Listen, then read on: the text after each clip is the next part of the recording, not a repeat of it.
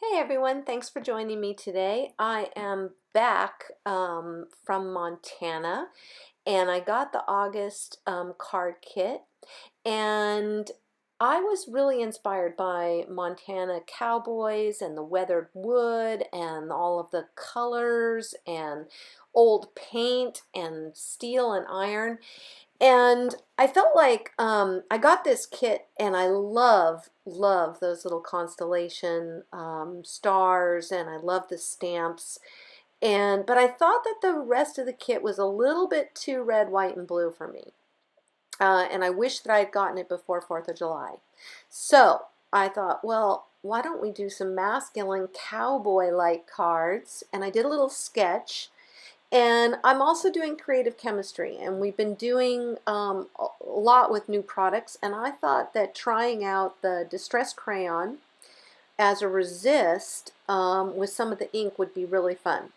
So I used these are some of the papers that I chose. I really love the wood and the dark blue, and I thought they'd be perfect for the masculine card. And I took some stencil film, and I used the die to create a stencil with it that we're going to use with the Distress Crayon. And I cut out a couple of tags. And if you don't have a tag die, don't worry. You can just cut a rectangle and then just cut the corners off equal distant apart. So you draw a line down the center, and you measure in, and you make a little mark, and then you draw a line straight across whatever way down, and you just cut straight up, and you have a tag. So make a couple of tags out of the wood paper. On the back of the wood paper is that patterned flower that you see there.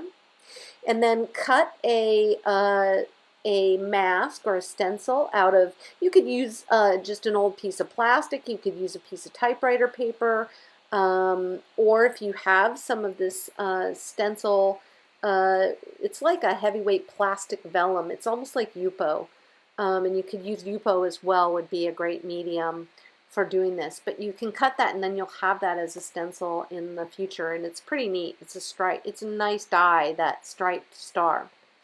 So I did cut two bases out of that beautiful soft denim cardstock, and I cut two background panels out of that Tim Holtz craft with the resist on it and that little star pattern. I like the dots too, and some of the other things that were a little less 4th of July, but were perfect for a masculine card with little stars.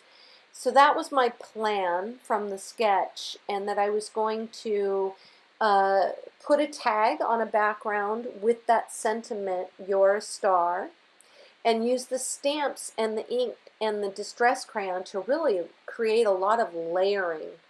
So I also had a piece of leather paper that I thought I would use, and I did some embossing on that with the die, but we'll cover something else today. So you can see that, you can see I've got my basic design kind of laid out. I want the tag to be sideways on it. I've got room for the sentiment on the bottom, and then I've cut my little stencil out of that paper, and I know that I want my tag to be that way, and so I'm going to actually line them up together and then tape them down with a little piece of washi tape on my card front. And I'm going to take the Distress Crayon, and I'm going to color inside of the stencil. And I'm going to really use a lot. It's like a crayon. Don't you treat it like a grater, but color inside so that it kind of builds up in there. And I had to do it on top of the tag because I wanted that positioning to be the same. I wanted to make sure that I was kind of lining up that position properly. And then I'll pull the tag out and realign the stencil. And that's okay that there's some of the Distress Crayon sitting inside of the paper, but you can either leave it or you can wipe it away. I wiped it away a little bit, and then I put the stencil back on top of what I had just put down. And I'm going to add a whole bunch more of that white picket fence Distress Crayon and get a really nice built up amount in there, so that when I ink that panel, it will kind of stand up, and then if I very carefully blot it, it will actually resist the ink. So now I have enough on there that I like. It looks, you know, it's sort of uneven thing. It's neat, but it builds up on different parts, and then you can also smoosh it around with your finger to get like a nice whitewashed effect. It reminds me of old barnwood or old paint on a wall. I'm really liking that. And then I'm also putting a lot on this white tag and rubbing it in, and then I'm going to let those dry really well. So once they're dry, it will resist any distress ink, and it will not be activated by the distress ink. However, it will be activated by water if you put water on it. So once you put water on it, you can't rub it or touch it. Now you can see that I die cut the star here out of just a piece of white cardstock, and I actually wanted to use this as a layer on top of the other piece, and I didn't know where this was going to go yet. You know that my process is to make a bunch of things and then to kind of put them on together. So I have a rough idea. I thought it would be a fun element to make.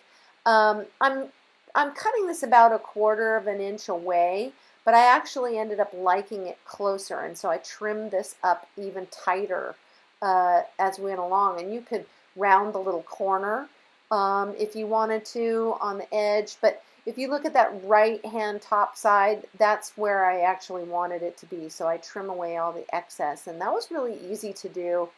Not hard. You could do it with a ruler if you wanted to be perfect. And then I took some of that Resist Tim Holtz paper, and I am using the chip sapphire to fill that in and make that a beautiful dark blue. I love this color of distress ink. I don't even think it needs anything else. I love that dark indigo denim color, and I love that it is kind of, you'd never see wood this color, but I like how it looks, and I think it's going to be pretty for the more feminine card, but great for masculine as well. So again, I'm just making some parts. I don't know yet how they're all going to kind of go together, but the color palette and that is really truly inspired by, you know, leather and old iron tools, and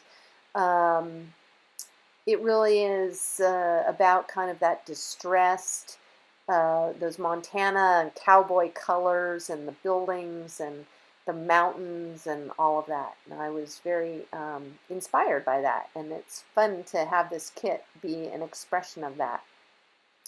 So I am using frayed burlap here, and then I actually go back in. I wanted it a little bit darker. I think I put some walnut stain or gathered twigs around the edges, and then I did make one more tag with the leather paper, and I actually used some ground espresso on that one as well. I really wanted a combination of the browns and make this very rich and blended with lots of color.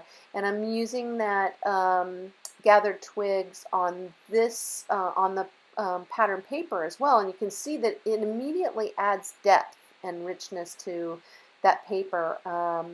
It just, going around those edges, give that that star a really nice focal point, and it's going to make it pop even more off of the blue paper with the Distress Crayon below it. So now I'm going to take the chip sapphire. My tag is dry, my Distress Crayon is dry, and what you are going to see, this is the magic, is I'm going to put this dark blue on, and you're going to start to see that star.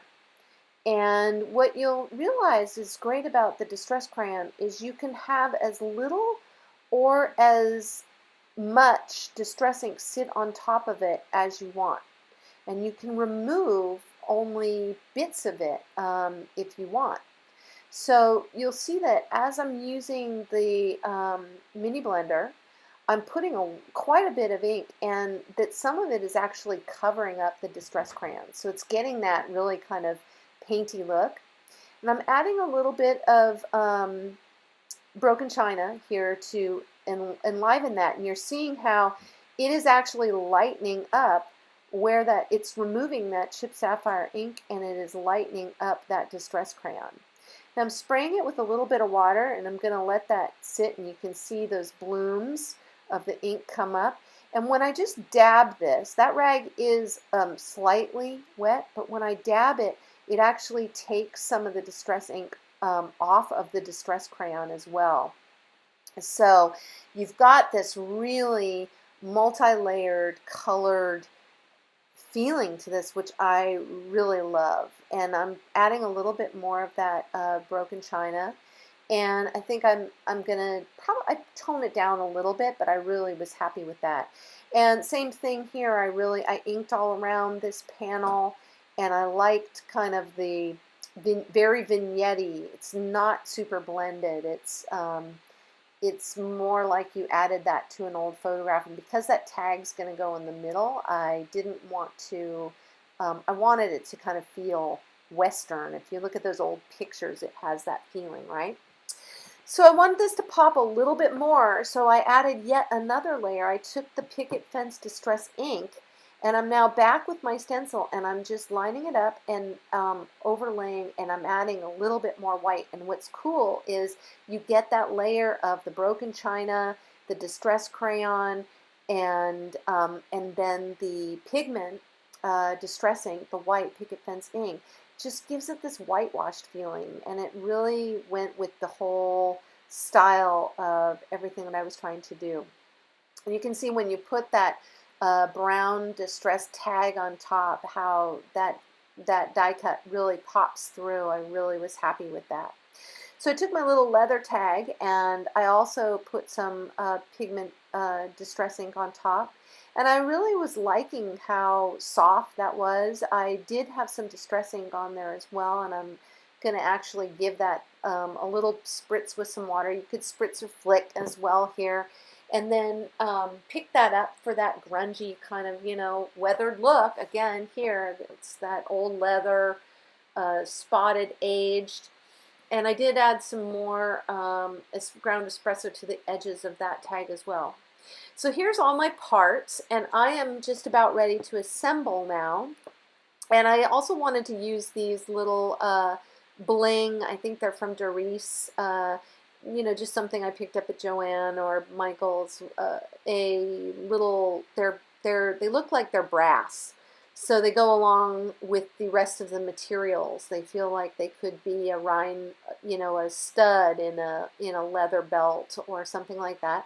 And I had this twine from Michael's that was in the beading section. It almost is like leather, but it's not. It is twine. But it's got like a wax coating on it, so it feels very leathery. And then I'm going to use that Your Star sentiment. So I'm placing this background on the card base flat. I'm not giving that any dimension because it is going to have the raised piece on top of it.